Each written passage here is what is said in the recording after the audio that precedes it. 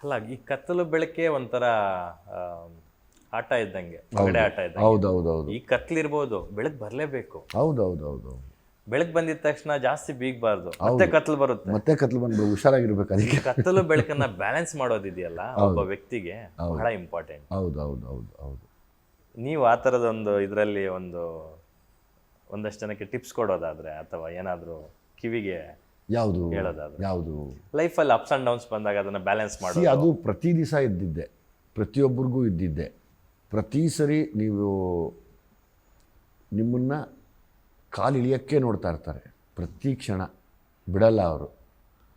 ಅದನ್ನು ಹುಷಾರಾಗಿ ನೀವು ತಲೆನ ಬಗ್ಗಿಸಿ ನೋಡ್ಕೊಂಡು ಹೋದರೆ, ಯಾರ ಕೈ ಬಂತು, ಯಾರು ಎಳಿತಾವ್ರೆ, ನಾನು ಹೆಂಗೆ ತಪ್ಪಿಸ್ಕೊಳ್ಳೋದು ಯೋಚನೆ ಮಾಡ್ತೀವಿ.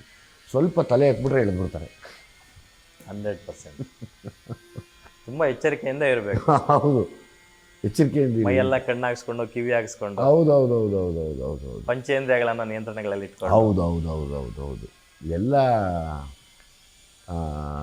ತುಂಬ ಕಷ್ಟ. ನನಗೆ ಈಗೀಗ ಅವರೆಲ್ಲ ಒಳ್ಳೇದು ಬಯಸೋರು ನನಗೆ ತುಂಬ ಜೊತೆಲಿರೋದ್ರಿಂದ ಎಲ್ಲ ಒಳ್ಳೇದಾಗ್ತಾಯಿದೆ. ಅದನ್ನು ಬಿಟ್ಟು ಬೇರೆಯವ್ರು ಯಾರೇ ಆಗಲಿ ಅಥವಾ ನಮಗೆ ಆಗಿರೋ ಎಕ್ಸ್ಪೀರಿಯೆನ್ಸ್ ಆಗಲಿ, ಜೊತೆಯಲ್ಲೇ ಇರ್ತಾರೆ, ಗೊತ್ತಿಲ್ಲದಂಗೆ ಹೊಡೆದಾಕ್ಬಿಡ್ತಾರೆ. ಸೊ ಹಂಗಾಗಿ ಜೊತೆ ಹುಷಾರಾಗಿರಲಿ, ಯಾವುದಕ್ಕೂ ಹೆದರಬೇಡಿ. ಏನೇ ಬಂದರೂ ಹೆದರಬೇಡಿ. ಏನಾನ ಬಂದ್ಬಿಡಲಿ ಲೈಫಲ್ಲಿ, ಹೆದರ್ದಿರ ಧೈರ್ಯವಾಗಿ ನಿಂತ್ಕೊಳ್ಳಿ.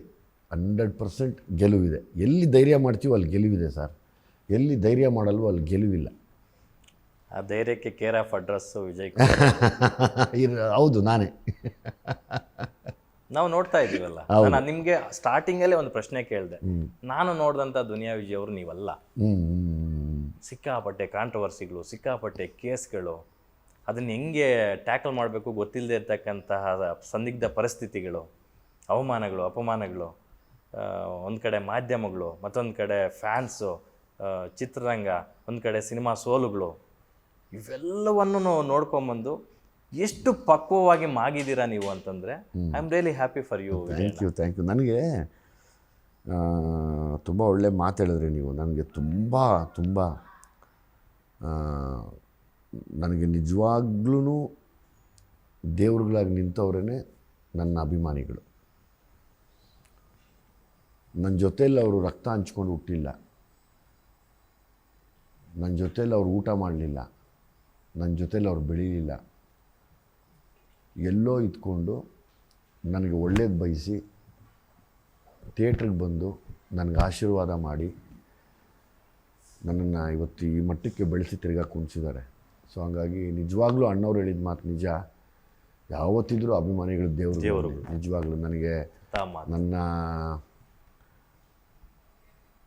ಬಹುಶಃ ನನ್ನ ಎತ್ತು ತಾಯಿ ಕೊಟ್ಟಿದ್ದ ಪ್ರೀತಿನ ಮತ್ತೆ ಅವ್ರು ಕೊಟ್ಟು ಹಂಗೆ ಎತ್ಕೊಂಡ್ಬಿಟ್ರು ನನ್ನ. ಅಂದರೆ ಎಷ್ಟು ಚೆನ್ನಾಗಿ ಎಲ್ಲ ಅಬ್ಸರ್ವ್ ಮಾಡಿದರು. ಅವ್ರಿಗೂ ಗೊತ್ತಿತ್ತು ಇದರಲ್ಲಿ ಯಾವುದು ಒಳ್ಳೆಯದು ಯಾವುದು ಕೆಟ್ಟದು ಅಂತ. ಸೊ ಅವರು ನೀಟಾಗಿ ಜಲ್ಡಿ ಹಿಡಿತಾನೇ ಇದ್ದರು. ಆಯಿತು ಇರಿ ಅಂತ. ಒಂದು ಸತಿ ಕರೆಕ್ಟಾಗಿ ಜಲ್ಡಿ ಹಿಡಿದು ಎತ್ತಿ ಎದಲ್ಲಿ ಇಟ್ಕೊಂಡ್ಬಿಟ್ರು. ಹಂಗಾಗಿ ನನಗೆ ಅವ್ರ ಋಣ ತೀರ್ಸೋಕ್ಕೆ ಆಗಲ್ಲ. ಹೀಗೆ ನಾನೊಂದು ಮಾತು ಹೇಳ್ತೀನಿ, ಎಲ್ಲವೂ ನಿಮ್ಮ ಕೈಯಲ್ಲೇ ಇತ್ತು. ಆಯ್ಕೆಗಳು, ಸಂಘ, ಎಲ್ಲವೂ ಕೂಡ ನಿಮ್ಮನ್ನು ನೀವು ಮೋಲ್ಡ್ ಮಾಡ್ಕೊಂಡಿದ್ದ ರೀತಿ ಇದೆಯಲ್ಲ, ಅದಕ್ಕೆ ನಿಜವಾಗ್ಲೂ ಅದಕ್ಕೆ ಬೆಲೆ ಕಟ್ಟಕ್ಕೆ ಆಗಲ್ಲ. ಆ ಥರದೊಂದು ಬದಲಾವಣೆ ನಿಮ್ಮಲ್ಲಿ ನೀವು ತಂದುಕೊಂಡ್ರಿ. ಹಾಗಾಗಿಯೇ ನಿಮಗೆ ಸಕ್ಸಸ್ಸು, ಈ ಥರದೊಂದು ಪಾಸಿಟಿವ್ ಎನರ್ಜಿ ನಿಮ್ಮ ಸುತ್ತಲೂ ಇದಾಗ್ತಿರ್ತಕ್ಕಂಥದ್ದು, ಮಕ್ಕಳು ಹೀರೋಯಿನ್ಗಳಾಗ್ತಾ ಇರ್ತಕ್ಕಂಥದ್ದು, ಕನ್ನಡ ಚಿತ್ರರಂಗದಲ್ಲಿ ನಿರ್ದೇಶಕರಾಗಿ ನಿಂತ್ಕೊಂಡ್ರಿ, ನಿರ್ಮಾಪಕರಾಗಿ ನಿಂತ್ಕೊಂಡ್ರಿ, ಒಬ್ಬ ಸ್ಟಾರ್ ಆಗಿ ನಿಂತ್ಕೊಳ್ತಾ ಇದ್ದೀರಾ. ಪರಭಾಷೆಗಳಲ್ಲೂ ಕೂಡ ನಿಮಗೆ ರೆಡ್ ಕಾರ್ಪೆಟ್ ಹಾಸಿ ವೆಲ್ಕಮ್ ಮಾಡ್ತಿದ್ದಾರೆ. ಇವೆಲ್ಲವೂ ಆಗ್ಬೇಕಂತಂದಾಗ ನಿಮ್ಮನ್ನು ನೀವು ಮೋಲ್ಡ್ ಮಾಡ್ಕೊಂಡಂಥ ಪರಿ ಇದೆಯಲ್ಲ, ಏನು ಅದೊಂದು ಮೂಮೆಂಟ್, ಯಾವ ಮೂಮೆಂಟ್ ನಿಮ್ಮನ್ನು ಬದಲಾಯಿಸ್ಬಿಡ್ತು? ಇನ್ನು ಸ್ವಲ್ಪ ದಿನಗಳಲ್ಲಿ ಅದನ್ನ ಹಂಚ್ಕೋತೀನಿ ನಾನು. ಆದಷ್ಟು ಜಲ್ದಿ ಸ್ವಲ್ಪ ದಿನಗಳಲ್ಲಿ ಹಂಚ್ಕೋತೀನಿ. ಫ್ರೆಂಡ್ಸ್ ಆಗ್ಬೋದು, ಟೀಮ್ ಆಗ್ಬೋದು, ಎಲ್ಲವೂ ಬದಲಾಗಿರೋದು. ಇವಾಗ ಸಿಕ್ಕಿರುವಂಥ ಒಳ್ಳೆಯ ವಿಚಾರವಂತರಾಗಿರ್ಬೋದು, ಅವರೆಲ್ಲರ ಸಹಾಯನೂ ತುಂಬ ಇದೆ. ಜೊತೆಗೆ ಅಭಿಮಾನಿಗಳ ಆಶೀರ್ವಾದ ತುಂಬ ಇದೆ. ಸೂಪರ್. ತಮಿಳಲ್ಲಿ ಒಂದು ಮೂಕುತಿ ಅಮ್ಮನ್ 2 ಅಂತ ಒಂದು ಸಿನಿಮಾ ಮಾಡ್ತಿದ್ರ, ಲೇಡಿ ಸೂಪರ್ ಸ್ಟಾರ್ ನಯನತಾರ ಅವರ ಜೊತೆ. ಹೌದು ಹೌದು. ಸೊ ಆ ಸಿನಿಮಾ ಬಗ್ಗೆ ತುಂಬಾ ನಿರೀಕ್ಷೆ ಇದೆ. ಒಳ್ಳೊಳ್ಳೆ ಬ್ಲಾಕ್ ಬಸ್ಟರ್ ಹಿಟ್ ಸಿನಿಮಾಗಳು ನೀಡಿದಂಥ ಡೈರೆಕ್ಟ್ರು. ಹೌದು, ಸುದರ್ಶಿ ಸರ್. ಸುದರ್ಶನ್ ಸರ್. ಸೊ ಆ ಸಿನಿಮಾ ಎಲ್ಲಿವರೆಗೂ ಬಂತು ಸರ್? ಅದು ಕಂಪ್ಲೀಟ್ ಆಯಿತು. ಓಕೆ. ಪುರಿ ಜಗನ್ನಾಥ್ ಸಾರು ವಿಜಯ್ ಸೇತುಪತಿ ಸರ್ ಜೊತೆನೂ ಕಂಪ್ಲೀಟ್ ಆಯಿತು. ತೆಲುಗು ಒಂದು ಸಿನಿಮಾ ಪುರಿ ಜಗನ್ನಾಥ್ ಅವ್ರದ್ದು ಮತ್ತು ವಿಜಯ್ ಸೇತುಪತಿ ಕಾಂಬಿನೇಷನ್. ಹೌದು ಹೌದು ಹೌದು, ಎರಡೂ ಕಂಪ್ಲೀಟ್ ಆಯಿತು. ವಿಜಯ್ ಸೇತುಪತಿ ಅವ್ರ ಬಗ್ಗೆ ಮಾತಾಡೋದೇ ಖುಷಿ, ಅವ್ರ ಸಿನಿಮಾಗಳು ನೋಡೋದೇ ಖುಷಿ. What a versatile actor he is ಅನಿಸುತ್ತೆ. ಸೊ ಅವರು ನೀವು ಒಟ್ಟಿಗೆ ಒಂದು ಸ್ಕ್ರೀನಲ್ಲಿ ಕಾಣಿಸ್ಕೊತಾ ಇರ್ತಕ್ಕಂಥದ್ದು, ವಿಜಯ್ ಮೀಟ್ಸ್ ವಿಜಯ್. ಹೌದು, ನನಗೆ ವಿಜಯ್ ಸೇತುಪತಿ ಅವ್ರ ಬಗ್ಗೆ ಹೇಳಬೇಕು ಅಂದರೆ ಒಂದು ದಿವಸನೂ ಸಾಲಲ್ಲ. ಓಕೆ. ತುಂಬ ದಿವಸ ಬೇಕು. ಅಂದರೆ ಆ ಮನುಷ್ಯ ಹೆಂಗೆ ಹೇಳಲಿ, ನಾನು ಬಾಚಿ ತಬ್ಕೊಂಡು ಮುತ್ತಿಡಬೇಕು, ಅಷ್ಟು ಒಳ್ಳೆ ಮನುಷ್ಯ. ಅವ್ರ ಬಗ್ಗೆ ಇನ್ನೊಂದು ಸತಿ ಎಲ್ಲ ಕೂತು ಮಾತಾಡೋಣ. ನಾನು ಕೇಳ್ಪಟ್ಟಿದ್ದೀನಿ ಆ ಥರ ತುಂಬ ಹಂಬಲ್ ವ್ಯಕ್ತಿ. ಹೌದು. ಆಮೇಲೆ ಪುರಿ ಜಗನ್ನಾಥ್ ಸಾರು, ಸುಂದರ್ಸಿ ಸಾರು, ನನ್ನ ಲೈಫಲ್ಲಿ ಏನು ಹೊರಗಡೆ ಹೋಗಿ ಕಲಿತೆ ಅಂದರೆ, ಅಬ್ಬಾ ಇಷ್ಟು ದೊಡ್ಡ ದೊಡ್ಡ ಲೆಜೆಂಡ್ಗಳು ಹಿಂಗಿರ್ತಾರ, ಹಿಂಗಿರ್ಬೇಕಾ ಅಂತ ಕಲಿತೆ. ಚಾರ್ಮಿ ಅವರು. ಹೌದು. ಬಾಲಯ್ಯ ಅವರು. ಹೌದು, ಬಾಲಯ್ಯ ಅವರು. ನಾವೆಲ್ಲ ಏನು ಅಂದ್ಕೊಂಡ್ವಿ ಅಂದರೆ, ಇನ್ನು ವಿಜಯ್ ಅವರು ಸಿಗಲ್ಲ ನಮಗೆ, ಹೋಗ್ಬಿಡ್ತು ಪರಭಾಷೆಗಳಲ್ಲಿ ವಿಲನ್ನು ಹೀರೋಗಳಾಗಿ ಹೋಗ್ಬಿಡ್ತಾರೆ ಅಂತ ಅಂದ್ಕೊತ. ಇಲ್ಲ, ನನ್ನ ಮನೆ ಇದು, ಹೌದು, ನನ್ನ ಊರಿದು, ನನ್ನ ಜನ ಇವರು, ಹೌದು, ನನ್ನ ಇಂಡಸ್ಟ್ರಿ ಇದು, ನಾನು ಇಲ್ಲೇ ಇರಬೇಕು ಅಂತ ವಾಪಸ್ ಬಂದು ನಿಂತ್ಕೊಂಡು ಮಾಡ್ತಿದ್ದೀರಲ್ಲ, ಅದನ್ನು ಮೆಚ್ಚಬೇಕು. ನಿಜವಾಗ್ಲೂ ನನಗೆ ಕನ್ನಡ ನನಗೆ ಮೊದಲು ಊಟ ಹಾಕಿರೋದು, ಕೊನೆಯವರೆಗೂ ಆಗ್ತಾ ಇರುತ್ತೆ. ನಾನು ಬೇರೆ ರಾಜ್ಯಕ್ಕೆ ಹೋಗಿ ನಮ್ಮ ಪ್ರತಿಭೆ ಏನಿದೆ ಅಂತ ತೋರಿಸಿ ಬರ್ತೀನಿ, ಅದನ್ನು ಮರೆಯೋಕ್ಕಾಗಲ್ಲ. ವಿಜಯ್ ಸರ್, ಇತ್ತೀಚಿನ ಚಿತ್ರರಂಗದ ಬೆಳವಣಿಗೆಗಳ ಬಗ್ಗೆ ನಾನು ಮಾತಾಡಲೇಬೇಕು. ಯಾಕಂದರೆ ನೀವು ಚಿತ್ರರಂಗನ ತುಂಬ ದಶಕಗಳಿಂದ ನೋಡ್ತಾ ಇದ್ದೀರಾ, ತುಂಬ ಹತ್ತಿರದಿಂದ. ಅದರಲ್ಲಿ ನೀವು ಒಂದು ಜರ್ನಿ ಮಾಡ್ಕೊಂಡು ಬರ್ತಾ ಇದ್ದೀರಾ. ಸ್ಟಾರ್ ವಾರ್ಗಳಿರ್ಬೋದು, ಸ್ಟಾರ್ ಫ್ಯಾನ್ಸ್ ವಾರ್ಗಳಿರ್ಬೋದು, 2 ದೊಡ್ಡ ಸ್ಟಾರ್ಗಳ ಸಿನಿಮಾಗಳು ಒಂದೇ ದಿನ ಬಂದರೆ ಥಿಯೇಟ್ರ್ಗಳಿದೆ, ಅಫ್ಕೋರ್ಸ್ ಜನ ನೋಡ್ತಾರೆ, ಒಂದು ಸಿನಿಮಾ ನೋಡಿದ್ಮೇಲೆ ಇನ್ನೊಂದು ಸಿನಿಮಾ ನೋಡ್ತಾರೆ ಅಂತ ಹೇಳ್ಬೋದು ಅದರ ಮಾತಿಗೆ. ಬಟ್ ಕನಿಷ್ಠ ಪಕ್ಷ 5ರಿಂದ 10 ಕೋಟಿ ಲಾಸ್ ಆಗುತ್ತೆ ಸರ್ ಒಂದೊಂದು ಸಿನಿಮಾಗೆ. ಹೌದು ಹೌದು ಹೌದು ಹೌದು ಹೌದು.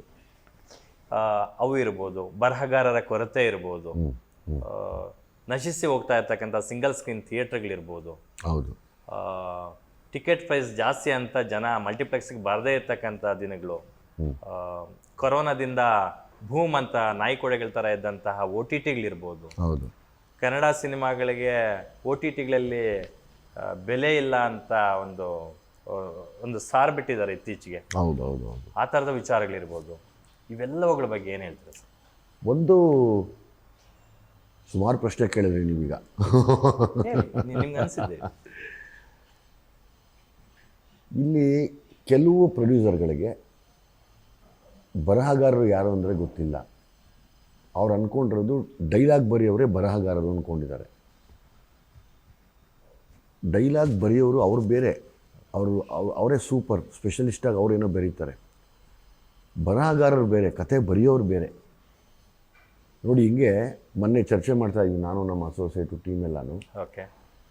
ಕೇರಳ ಅಲ್ಲಿ ಒಂದು ಸತಿ ಒಂದು ಇಡೀ ರಾಜ್ಯ ಕುತ್ಕೊಂಡು ಒಂದು ಸರಿ ಮಾತಾಡುತ್ತೆ, ಕೇರಳ ಸಿನಿಮಾ ಅಂದರೆ ಬರೀ ಸೆಕ್ಸ್ ಸಿನಿಮಾಗೆ ಸೀಮಿತ ಅಂತ ಒಂದು ಕಾಲದಲ್ಲಿ ಅವ್ರು ಏನು ಮಾಡಿದ್ರಂತೆ, ಎಲ್ಲ ಕೂತ್ಕೊಂಡಿಲ್ಲ, ನಮ್ಮ ಮೇಲೆ ಇಷ್ಟು ದೊಡ್ಡ ಬುದ್ಧಿವಂತ ರಾಜ್ಯ ಅದು, ನಮಗೆ ಇಷ್ಟು ದೊಡ್ಡ ಅವಮಾನ ಅಪಮಾನ ಆಗಿದೆ, ಇದನ್ನು ನಾವು ಹೆಂಗೆ ಆಚೆ ಬರಬೇಕು ಅಂದಾಗ ಪ್ರತಿ ಡಿಸ್ಟಿಕ್ಕಲ್ಲೂ ಸಿನಿಮಾ ಟ್ರೈನಿಂಗ್ದು ಸ್ಕೂಲ್ ಥರ ಓಪನ್ ಮಾಡಿದಂತೆ ಸೆಂಟರ್ಸು, ರೈಟರ್ಸ್ನೆಲ್ಲ ಅಲ್ಲಿ ಕೂರ್ಸೋಕ್ಕೆ ಶುರು ಮಾಡಿದ್ರಂತೆ.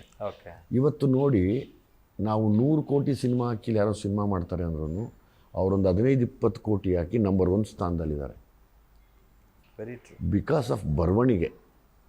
ನಮ್ಮಲ್ಲಿ ಅದ್ರ ಕೊರತೆ ಭಯಂಕರವಾಗಿದೆ. ಮತ್ತು ಆ ಬರಹಗಾರರಿಗೆ ಕೊಡಬೇಕಾಗಿರುವಂಥ ಸಂಭಾವನೆ